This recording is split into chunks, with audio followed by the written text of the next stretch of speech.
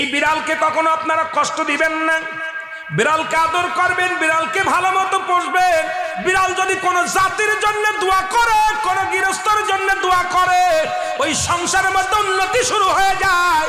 ওই সংসারের মধ্যে আর এক নাম্বার হলো, যে ঘরে বিড়াল থাকে সেই ঘরে জিন আসতে পারে না, জিন বাস করতে পারে না।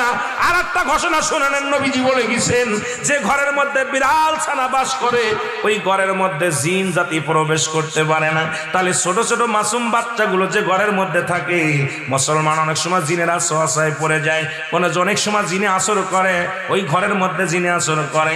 যে ঘরের মধ্যে বিড়ালকে আদর করে বিড়াল থাকে, ওই ঘরের মধ্যে বিলাই বিড়াল বিড়াল বিলাই বিলাই, এইটা যার ঘরের মধ্যে আছে এই ঘরের মধ্যে দুষ্ট জিনেরা আসতে পারে না। জোরে জোরে চিল্লায়া বলা যাবে না মারহাবা।